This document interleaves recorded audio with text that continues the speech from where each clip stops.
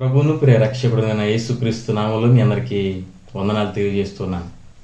మీరందరూ బాగున్నారా? మీరందరూ బాగున్నారని నేను అనుకుంటున్నాను. ఇంకనూ దేవుళ్ళు ఆనందించాలని ప్రభు పేరట నేను కోరుకుంటున్నాను. అజాగ్రత్త అనేది ఎంత ప్రమాదమో కదా. ఒకవేళ ఆకాశంలో కనుక విమానంలో ప్రయాణం చేసేటప్పుడు జాగ్రత్తగా కనుక లేకపోయినట్లయితే ప్రమాదంలో వెళ్ళిపోయేటువంటి ఛాన్సెస్ చాలా ఉన్నాయి.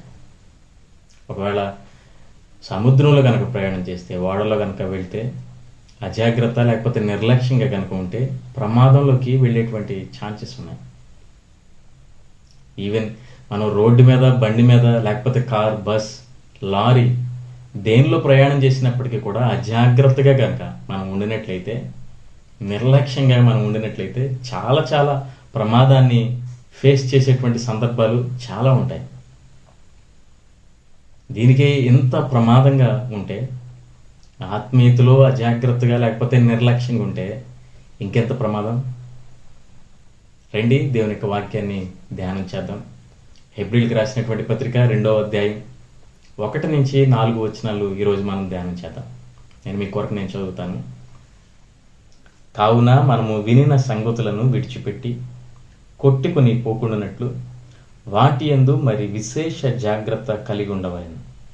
ఎందుకనగా దేవదూతల ద్వారా పలుకుబడిన వాక్యము స్థిరపరచబడినందున ప్రతి అతిక్రమమును అవిధేయతయు న్యాయమైన ప్రతిఫలము పొంది ఉండగా ఎంత గొప్ప రక్షణను మనము నిర్లక్ష్యము చేసిన ఎడల ఎలాగూ తప్పించుకుందుము? అట్టి రక్షణ ప్రభువు బోధించుట చేత ఆరంభమై దేవుడు తన చిత్తానుసారముగా సూచక క్రియల చేతను, మహత్కార్యముల చేతను, నానా విధములైన అద్భుతముల చేతను, విధములైన పరిశుద్ధాత్మ వరములను అనుగ్రహించుట చేతను వారితో కూడా సాక్ష్యమిచ్చుచుండగా వినిన వారి చేత మనకు దృఢపరచబడాను. ఈ యొక్క హెబ్రీయులకు రాసినటువంటి పత్రికను మన యొక్క తెలుగు బైబిల్ అయితే అపోస్తుడైనటువంటి పౌలు రాసినట్లుగా మనకి కనబడుతుంది. అయితే అపోస్తుడైనటువంటి పౌలు రాయలేదనేది చాలా బైబిల్ యొక్క పండితుల యొక్క ఆలోచన. ఎందుకనంటే రోమిలికి రాసినటువంటి పత్రిక దగ్గర నుంచి ఫిలోమన్ పత్రిక వరకు కూడా ఆయన రాసినట్లుగా, అంటే 13 లేఖలు రాసినట్లుగా మనకి కనబడుతుంటుంది. అయితే ఆ యొక్క ప్రతి ఒక్క లేఖలో కూడా అపోస్తుడైనటువంటి పౌలు యొక్క సంతకం కనబడుతుంటుంది. అంటే సంతకం అని అంటే అపోస్తుడైనటువంటి పౌలను నేను, లేకపోతే పౌలను నేను రాస్తూ ఉన్నాను, నా స్వహస్తాలతో రాస్తూ ఉన్నాను అనేటువంటి మాటలు ఆయన చెప్తూ ఉంటాడు. అయితే హెబ్రీయులకు రాసినటువంటి పత్రిక దగ్గరకు వస్తే పౌలు రాసినట్లుగా ఎక్కడ కూడా మనకి ఆ యొక్క పౌలు యొక్క పేరు ప్రస్థానం అనేది మనకి జరగదు. అయితే దీనికి చాలా ఎవరు రాశారు అని మనం గనక చూస్తే చాలామంది చెప్తున్నటువంటి మాటలు ఏంటంటే, ఒకవేళ సెల్వాను రాయొచ్చు, బర్నబాస్ రాయొచ్చు, మరికొంతమంది లోకా రాయొచ్చు, లేకపోతే అక్కుల ప్రిస్కిల రాయొచ్చు. అంటే పౌలు యొక్క అనుచరులు లేకపోతే పౌలు యొక్క శిష్యులు ఎవరెవరైతే ఉన్నారో, పౌలను అనుసరించేటువంటి వారు ఎవరైతే ఉన్నారో వారు రాసి ఉండవచ్చు అని బైబిల్ యొక్క పండితులు చెప్తున్నారు. అయితే ఈ యొక్క హెబ్రీయులకు రాసినటువంటి పత్రిక అపోస్తలుల యొక్క బోధకు చాలా అనుగుణంగా మనకి కనబడుతుంటది. అయితే ఈ యొక్క హెబ్రీయులకు రాసినటువంటి పత్రికను హెబ్రీయులకి అనగా యూదులకి రాసినట్లుగా మనకు కనబడుతుంటుంది. వీరు యోధా క్రైస్తవులు, వీళ్ళకి ధర్మశాస్త్రం అంతా తెలుసు. అంటే ఏదైతే పాత నిబంధన ఉన్నదో ప్రతి ఒక్కటి కూడా వీళ్ళకి తెలుసు. అందుకనే రచయిత ధర్మశాస్త్రం గురించి లేకపోతే ఓల్డ్ టెస్ట్మెంట్లో ఉన్నటువంటి ప్రతి ఒక్క దాని గురించి వివరిస్తూ వీళ్ళకి చెప్తూ ఉంటాడు. ఎవరైతే అబ్రహాం సంతానంగా పిలువబడుతున్నారో వారు సుమారుగా 400 సంవత్సరాలు బానిసలుగా ఐగుప్తులో ఉన్నారని, వారు దేవునికి మొరపెట్టారని, దేవుడు వారి యొక్క మొరను విన్నాడని, విని వారిని విడిపించి సీనాయి కొండ దగ్గర దేవదూతల ద్వారా వారికి 10 ఆజ్ఞలు ఇచ్చినట్లుగా ద్వితీయోపదేశకాండము 33వ అధ్యాయంలో మనం దీనిని గమనించవచ్చు. దేవదూతల ద్వారా వారికి ధర్మశాస్త్రాన్ని, ఏదైతే 10 ఆజ్ఞలుగా పిలువబడుతున్నదో ఆ యొక్క ధర్మశాస్త్రాన్ని వారికి ఇచ్చినట్లుగా వీరికి మొత్తం తెలుసు. అయితే రచయిత ఈ యొక్క లెటర్ని, ఈ యొక్క లేఖని రాయడానికి గల కారణం ఏంటంటే, ఇక్కడ యూదా క్రైస్తవులు ఎవరైతే క్రైస్తవులుగా పిలువబడుతూ ఉన్నారో అక్కడ ఉన్నటువంటి పరిస్థితులను బట్టి, శ్రమలను బట్టి, ఇబ్బందులను బట్టి కొంతమందిని చెరసాలలోనికి కొంతమంది వెళ్ళిపోతున్నటువంటి పరిస్థితుల్ని, కొంతమందిని చంపేయడం బట్టి ఎన్ని గమనించినటువంటి అక్కడ ఉన్నటువంటి క్రైస్తవులు ఏదైతే విశ్వాసులకు వచ్చారో ఆ యొక్క విశ్వాసాన్ని విడిచిపెట్టి వేరొక విశ్వాసంలోనికి లేకపోతే వేరొక పరిస్థితుల్లోనికి వెళ్ళిపోయారు. అక్కడ ఉన్నటువంటి ఒక అబద్ధ బోధల చేత లేకపోతే అసత్య ప్రచారాలను బట్టి కొంతమంది ఎవరైతే పిలువబడుతున్నారో ఇక క్రైస్తవులు మరలా వెనక్కి వెళ్ళిపోవడం అనేది జరుగుతున్నది. అయితే ఈ యొక్క లేఖ రాయడానికి ముఖ్య కారణం ఏంటంటే, ఎవరైతే యేసు క్రీస్తుని విశ్వసిస్తున్నారో వారి యొక్క విశ్వాసాన్ని యేసు మీద పెట్టాలన్నదే రచయిత యొక్క ముఖ్య ఉద్దేశం.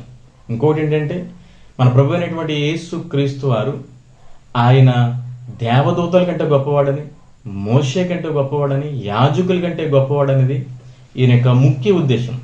అయితే ఈ యొక్క లేఖలో చాలా వార్నింగ్స్ కనబడుతూ ఉంటాయి, చాలా హెచ్చరికలు కనబడుతూ ఉంటాయి. అదే మొట్టమొదటి హెచ్చరికని మనం ఏదైతే మొదటి ఆజ్ఞలు మనం అనుకోవచ్చు, లేకపోతే హెచ్చరికలు అనుకోవచ్చు, దీన్ని మనం ధ్యానం చేద్దాం. చదవబడినటువంటి లేఖన భాగాన్ని మనం గనక బాగా అర్థం చేసుకోగలిగితే ఇక్కడ రక్షణను గురించి మాట్లాడుతున్నాడు. అయితే 3వ వచనంలో ఎంత గొప్ప రక్షణను మనము నిర్లక్ష్యం చేసిన యెడల మనము ఎలాగూ తప్పించుకుంటాం అనేటువంటి మాటను ఇక్కడ మనం చూడవచ్చు.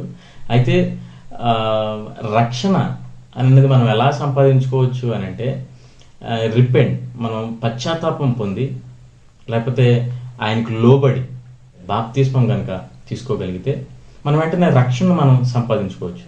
అయితే ఈ రోజుల్లో బాప్తీసాలు అనేవి చిన్న పిల్లలకి ఇచ్చేటువంటి బాప్తీసాలు కానీ, లేకపోతే పెళ్లిళ్ళకి తీసుకునేటువంటి, వివాహాలకు తీసుకునేటువంటి బాప్తీసాలు కానీ, లేకపోతే నాకు అద్భుత కార్యాలకు గురించి తీసుకునేటువంటి బాప్తీసాలు అయితే చల్లవన్న నేను అనుకుంటున్నాను.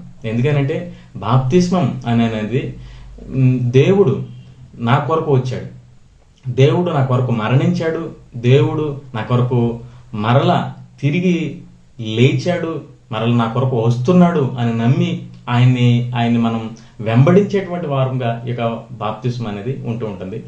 మన యొక్క బాప్తిస్మంలో మనకి పశ్చాత్తాపం ఉండాలి. పశ్చాత్తాపం లేనటువంటి బాప్తీసాలు వ్యర్థమని నేను అనుకుంటున్నాను. ఒకవేళ అలాంటి బాప్తీసాలు కనుక తీసుకుంటే మరలా మీ యొక్క పాస్టర్ దగ్గరికి వెళ్ళి మరలా మనం బాప్తీసాన్ని తిరిగి పొందవచ్చు. లూకా సువార్త 7వ అధ్యాయం 50వ వచనం కనుక మనం చూస్తే, నీ విశ్వాసమే నిన్ను రక్షించెను అనేటువంటి మాట అక్కడ యేసుక్రీస్తు వారు పలికినట్లుగా మనం చూడవచ్చు. ఎఫెసీయులకు రాసినటువంటి పత్రిక 2వ అధ్యాయం 8వ వచనంలో, విశ్వాసం ద్వారా కృపచేతనే మీరు రక్షింపబడి ఉన్నారు.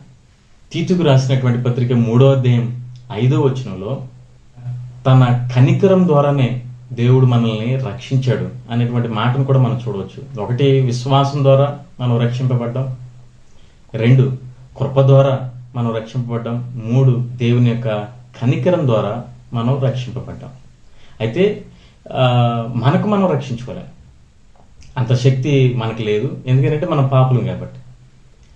ఈ యొక్క పాపంలో బ్రతికేటువంటి మనలను రక్షించడానికి పాపం లేనటువంటి దేవుడు కావాలి, పాపం లేనటువంటి వాడే ఉండాలి. ఆయనే వచ్చి మనలను రక్షించాలి. నా చిన్నతనంలో జరిగినటువంటి ఒక ఉదాహరణని నేను మీ ముందు పెట్టాలని ఎంతగా ఆశపడుతున్నాను. మేమందరం కూడా, చిన్నపిల్లలందరం కూడా ఒక కాలువలో ఈత కొడుతూ చాలా సరదాగా ఉన్నాం. అయితే మాలో ఉన్నటువంటి ఒక వ్యక్తి మునిగిపోవడం స్టార్ట్ చేశాడు. మాకెవరికి కూడా ఆయన రక్షించాలనేటువంటి శక్తి మాకు లేదు. వెంటనే అక్కడ ఉన్నటువంటి ఒక పెద్ద ఆయన వచ్చి అతన్ని, మా యొక్క స్నేహితుడు ఎవరైతే మునిగిపోతున్నాడో ఆ యొక్క వ్యక్తిని ఒక పెద్ద ఆయన వచ్చి వెంటనే రక్షించాడు. అంటే దీనిని బట్టి ఏంటంటే మనకు మనం రక్షించుకోలేం. ఎందుకనంటే మనం పాపంలో ఉన్నాం, లోకంలో ఉన్నాం.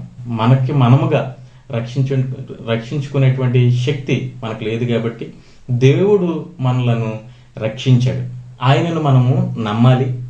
ఆయనను నమ్మగలిగితే, ఆయన మీద విశ్వాసం మనం గనక ఉంచగలిగితే మనము రక్షింపబడతాం.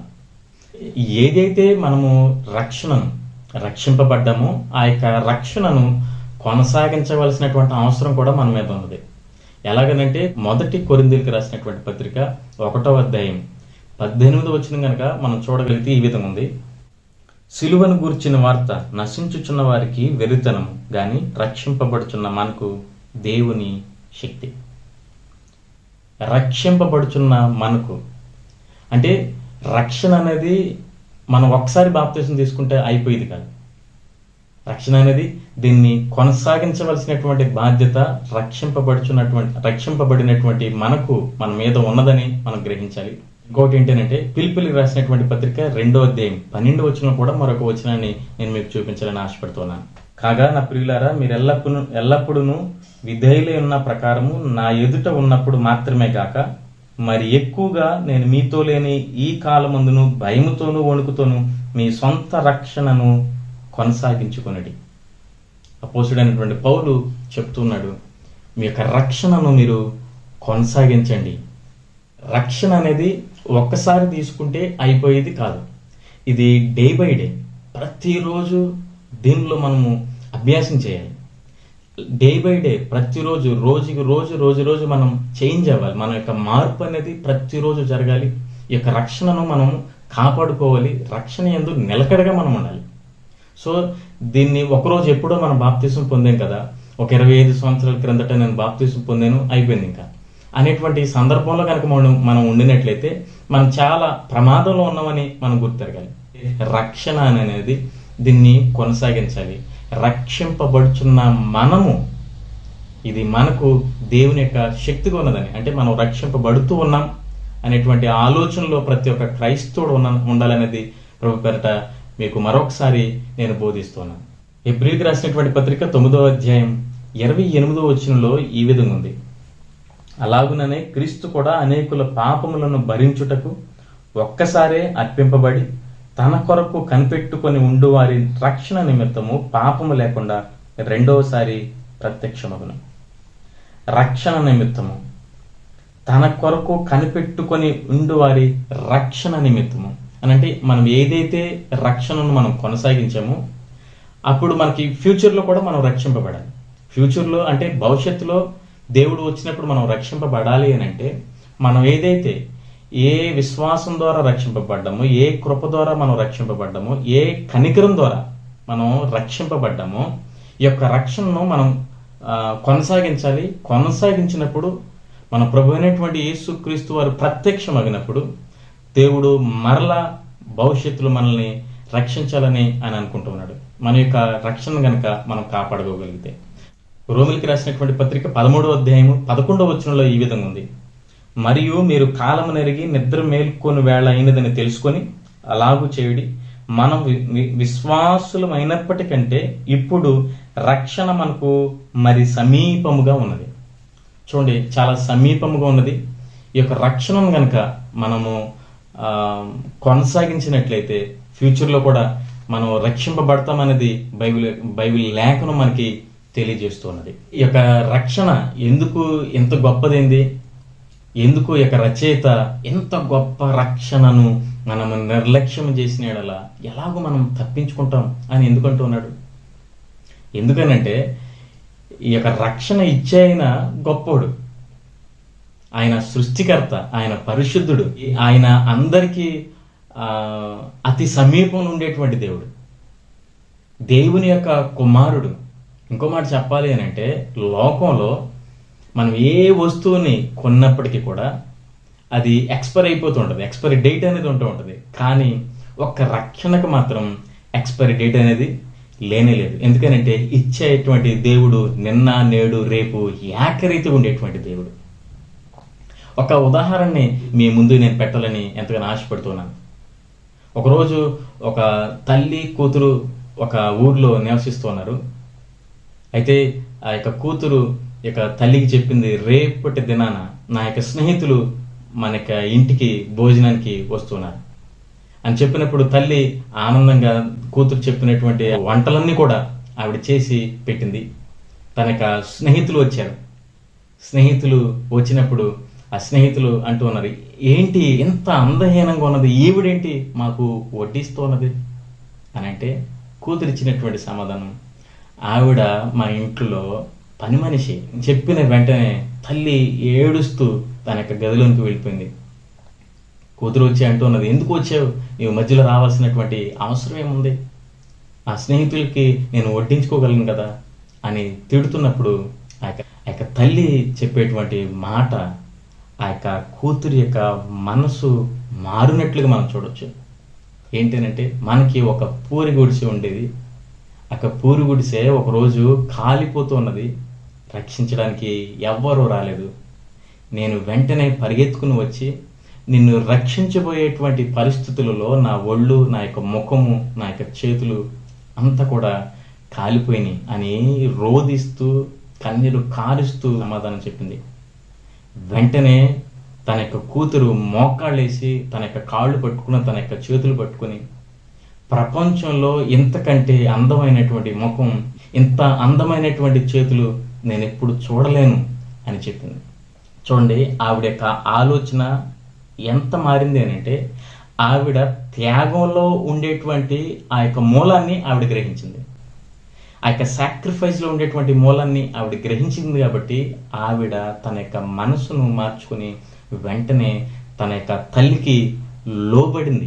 మనము గనక మన యొక్క తండ్రిని యొక్క, లేకపోతే ప్రభు అయినటువంటి యేసు క్రీస్తు యొక్క త్యాగాన్ని గనక మనం గుర్తించగలిగితే, మనం గమనించగలిగితే, ఆ యొక్క త్యాగంలో ఉండేటువంటి మూలాన్ని కనుక మనం గమనించగలిగితే, దేవునికి దాసులుగా మారడం అనేది అంత కష్టమైనటువంటి పరిస్థితి కాదు అని నేను అనుకుంటున్నాను. అయితే ఈ యొక్క హెబ్రీయులకు రాసినటువంటి పత్రికలో 2వ అధ్యాయం 1వ వచనంలో, కావున మనము వినిన సంగతులను విడిచిపెట్టి కొట్టుకుని పోకున్నట్లు వాటి యందు మరి విశేష జాగ్రత్త కలిగి ఉండాలి. ఇక్కడ ప్రజలు రక్షణని వాళ్ళు రిజెక్ట్ చేయడం లేదు, నెగ్లెక్ట్ చేస్తున్నారు. అని అంటే ఇగ్నోర్ చేస్తున్నారు. అంటే మాకు వద్దు రక్షణ అని చెప్పడం లేదు. ఆ యొక్క రక్షణను, లేకపోతే ఏదైతే సువార్త ఉన్నదో ఆ యొక్క సువార్త పట్ల, దేవుని యొక్క మాటల పట్ల వాళ్ళు శ్రద్ధను వహించడం లేదు.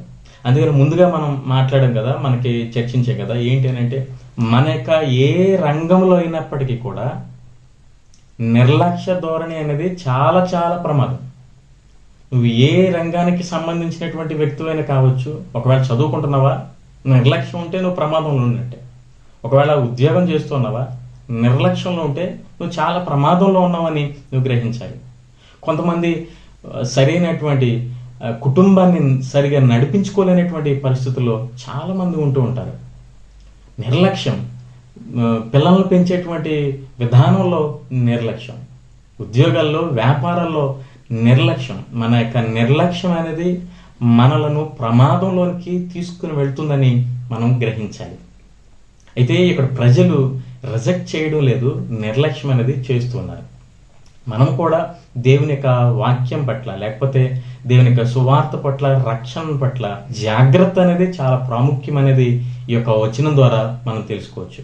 ఇంకొకటి ఏంటంటే, 2వ వచనంలో దేవదూతల ద్వారా ఇయ్యబడినటువంటి ధర్మశాస్త్రం, దేవదూతల ద్వారా ఇవ్వబడినటువంటి ఆ యొక్క ఆజ్ఞలకి అంత ప్రాముఖ్యత ఉంటే, దేవుడే మన యొద్దకు వచ్చి, దేవుడే యొక్క లోకానికి, పాపం లేనటువంటి వ్యక్తిగా ఈ యొక్క లోకానికి వచ్చి, ఒక మనిషిగా జీవించి, మనిషి చేసేటువంటి ప్రతి ఒక్క పనులను ఆ యొక్క చేసి, పాపం లేనటువంటి వ్యక్తిగా సిలువలో అందరి కొరకు మరణించినటువంటి దేవుడు ఇచ్చినటువంటి రక్షణను మనం నిర్లక్ష్యం చేస్తే మనం ఎలా తప్పించుకుంటాం?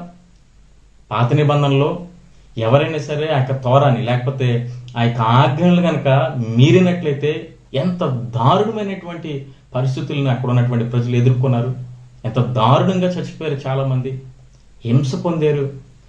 ఆ యొక్క ధర్మశాస్త్రానికి అంత ప్రాధాన్యత మనం ఇవ్వగలిగితే, దేవుడే మన కొరకు ఒక విలువైనటువంటి రక్షణ ఇస్తే మనం ఇంకెంత జాగ్రత్త కలిగి ఉండాలి అని రచయిత అక్కడ ఉన్నటువంటి ప్రజలకి బోధిస్తున్నాడు. నిజమే కదా, మనక దేవుడు ఇచ్చినటువంటి రక్షణను మనము నిర్లక్ష్యం చేయకుండా దానిని మనం కాపాడుకోగలిగితే, మనలను అందరినీ కూడా రక్షించడానికి మన ప్రభు అయినటువంటి యేసుక్రీస్తు ప్రత్యక్షమగినప్పుడు మనం కూడా రక్షింపబడతాం. చాలాసార్లు మనం నెగ్లిజెన్స్ అనేది, నిర్లక్ష్యం అనేది ఎలాంటి దారిలో ఉంటుందనంటే, చాలాసార్లు మనం ప్రార్థనని నిర్లక్ష్యం చేస్తూ ఉంటాం, దేవుని యొక్క వాక్యాన్ని నిర్లక్ష్యం చేస్తూ ఉంటాం, ఫెలోషిప్ని మనం నిర్లక్ష్యం చేస్తూ ఉంటాం. ఏదైతే ఆత్మీయ ఎదుగుదలకు ఏదైతే రంగాలు ఉన్నాయో అన్ని యొక్క పరిస్థితులన్నీ కూడా మనము నిర్లక్ష్యం చేసేటువంటి పరిస్థితుల్లోకి మనందరం కూడా వెళుతూ ఉంటాం. అయితే దేవుని యొక్క వాక్యం ద్వారా మనకి దేవుడు ఏం తెలియజేస్తున్నాడంటే, మన యొక్క దృష్టి, మన యొక్క గురి, మన యొక్క గమ్యం, మన యొక్క లక్ష్యం ఆయన మీద ఉంచాలనేది ఆయన కోరుకుంటూ ఉన్నాడు. మనం ఎప్పుడైతే వాక్యాన్ని మర్చిపోయామో, ఎప్పుడైతే ప్రార్థన మర్చిపోయామో, ఎప్పుడైతే ఒక ఫెలోషిప్ అనేది మనకి ఒకరికొకరికి, లేకపోతే సంఘ కాపరికి, లేకపోతే విశ్వాసులకి ఎప్పుడైతే మనకి ఫెలోషిప్ అనేది, ఒక ఆత్మీయ సంబంధం అనేది ఎప్పుడైతే ఉండదో, మన యొక్క జీవితాల్లోనికి నిర్లక్ష్యం అనేది వస్తూ ఉంటుంది. నిర్లక్ష్యం కనుక వచ్చింది అంటే రక్షణ మనము పట్టించుకోము. మనం దేవుని కూడా మనం మర్చిపోయేటువంటి అవకాశాలు, ఛాన్సెస్ అనేది చాలా మనకి కనపడుతుంటాయి. అయితే దేవుడు మనకి ఏం తెలియజేస్తున్నాడు అంటే, మన యొక్క ఫోకస్, మన యొక్క దృష్టి అనేది యేసు మీద పెట్టాలన్నది, అసత్య బోధలోనికి వెళ్ళిపోకుండా సత్య బోధలోనికి మనం వెళ్ళాలన్నది దేవుని యొక్క ఆలోచన, దేవుని యొక్క ఆకాంక్ష. ఇక్కడ ఉన్నటువంటి ప్రజలు, క్రైస్తవులు, సెకండ్ జనరేషన్ క్రిస్టియన్స్ అంటే రెండవ తరం క్రైస్తవులు. వీళ్ళు ముందు తరం వారు యేసుప్రభుని చూశారు, కానీ వీరు ఎప్పుడు కూడా యేసుక్రీస్తుని చూడలేదు. సో అలాంటి పరిస్థితుల్లో చాలా కష్టం దేవుణ్ణి ఫాలో అవడం, లేకపోతే దేవునికి శిష్యులుగా ఉండడం అనేది చాలా కష్టం. అయితే యోహాను సువార్త 20వ అధ్యాయం 29వ వచనంలో ఈ విధంగా ఉన్నది: చూసి నమ్మిన వారి కంటే చూడక నమ్మిన వారే ధన్యులు. మనం కూడా దేవుణ్ణి చూడలేదు, మనం కూడా దేవునితో మనం నడవలేదు, ఆ యొక్క అనుభవం అనేది మన యొక్క జీవితంలో లేదు. అయినప్పటికీ కూడా దేవుడు చెప్తున్నాడు కదా, చూసి నమ్మిన వారి కంటే చూడక నమ్మిన వారు ధన్యులు అని. సో మనం కూడా ఆయన ఇచ్చినటువంటి రక్షణ ఏదైతే ఫ్రీగా ఇచ్చాడో దేవుడు, ఏదైతే ఉచితంగా ఇచ్చాడో, ఉచితంగా మనము తీసుకున్నామో ఆ యొక్క రక్షణ పట్ల బహు జాగ్రత్త కలిగి ఉండాలన్నది దేవుని యొక్క సేవకునిగా నేను మీకు తెలియజేస్తున్నాను. ఎంత గొప్ప రక్షణను మనం నిర్లక్ష్యం చేసిన ఎడల మనం ఎలా తప్పించుకోగలం? తప్పించుకోవడానికి ఛాన్సెస్ అయితే ఎక్కడా లేవు, అసలు లేవు. మనం తప్పించుకోలేం. అంత శక్తి, సామర్థ్యత మన మీద, మన యొక్క జీవితాలకి లేవు అని మనం గ్రహించాలి. ఒట్టి మానవులు మాత్రమే. ఏ క్షణాన ఏమి జరుగుతుందో మనకి తెలియదు. కాబట్టి ఒకవేళ రక్షణ విషయంలో, లేకపోతే మారు మనసు విషయంలో, పశ్చాత్తాపం విషయంలో, బాప్తిస్మం విషయంలో కనుక ఒకవేళ అజాగ్రత్తగా రేపు తీసుకుందాంలే, ఎల్లుండి తీసుకుందాంలే అనేటువంటి పరిస్థితులు కనుక ఉండినట్లయితే త్వరపడవలసిందిగా ప్రభు పేరట మీకు మనవి చేస్తున్నాను. అయితే రక్షింపబడినటువంటి మనం ఎవరైతే మనం దేవుణ్ణి వెంబడిస్తున్నామో, దేవునికి శిష్యులుగా మనం ఉన్నామో, మనము ఏం చేయాలి? రక్షింపబడినటువంటి మనము కొందరినైనా సరే రక్షించడానికి మనము ప్రయత్నించవలసిందిగా ప్రభు పేరట మీకు మనవి చేస్తున్నాను. ఒకరోజు ఒక కుర్రవాడు, ఒక వ్యక్తి సముద్ర తీరాన నడుచుకుంటూ వెళ్తున్నాడు. ఆ యొక్క నడుచుకుంటూ వెళ్తున్నటువంటి సందర్భంలో కొన్ని స్టార్ ఫిషెస్ ఆ యొక్క సముద్ర తీరానికి బయటికి వచ్చేసాయి. అవన్నీ కూడా కొంచెం బ్రతికి ఉన్నట్లుగా ఆ యొక్క చిన్నపిల్లవాడు చూశాడు. ఆ యొక్క కుర్రవాడు చూసిన వెంటనే ఆ యొక్క స్టార్ ఫిష్ని తీసి ఒక్కొక్కటి సముద్రంలో పడవేస్తున్నాడు. ఆ యొక్క పడవేస్తున్నటువంటి సందర్భంలో ఒక పెద్ద ఆయన వచ్చి నవ్వుతూ చాలా ఎగతాళిగా ఏమని అంటున్నాడనంటే, ఇన్ని వందలుగా ఈ యొక్క చేపలు అనేవి పడున్నాయి, ఎన్నన్ని నీవు బ్రతికిస్తావు అని చాలా ఎగతాళి చేస్తున్నప్పుడు ఆ మాటలను పట్టించుకోకుండా ఆ మాట్లాడుతున్నప్పుడే వంగి మరొక చేపని సముద్రంలో వేసి వెంటనే ఆయన సమాధానం చెప్తున్నాడు. ఆ యొక్క చిన్నపిల్లవాడు పెద్ద ఆయనకి, వీటినన్నిటినీ నేను రక్షించలేకపోవచ్చు, కానీ నా సామర్థ్యం కొద్దీ కొన్నిటినైనా సరే నేను రక్షిస్తాను అని సమాధానం చెప్పినప్పుడు వెంటనే ఆ యొక్క పెద్దయిన మనస్సు మార్చుకొని ఆ చిన్న పిల్లోడితో పాటుగా ఇతను కూడా ఆ యొక్క చేపలను బ్రతికించేటువంటి ఆ యొక్క కార్యక్రమంలోనికి ఇతను కూడా చేయి వేసి కొన్ని చేపలను సముద్రంలో వేశాడు. చూడండి, మన యొక్క సామర్థ్యం కొలిది కొందరినైనా సరే మనం రక్షించాలి. అందుకని పరిశుద్ధ బైబిల్ గ్రంథంలో యోధా రాసిన పత్రిక 22, 23 వచనాలు కనుక మనం చదవగలిగితే మంచి మాట అక్కడ మనం చూడవచ్చు. సందేహపడు వారి మీద కనికరం చూపుడి, అగ్నిలో నుండి లాగినట్లు కొందరిని రక్షించుడి. శరీర సంబంధమైన వారి అపవిత్రత ప్రవర్తనకు ఏమాత్రము నొప్పు కొనక దాన్ని అసహించుకొనుచు భయముతో కొందరిని కరుణించుడి. అగ్నిలో నుంచి లాగినట్లుగా కొందరిని రక్షించండి. వారికి తెలియదు పాపంలో ఉన్నామని, లోకంలో ఉన్నామని, లోకాశల్లో ఉన్నామని. రక్షింపబడినటువంటి మనము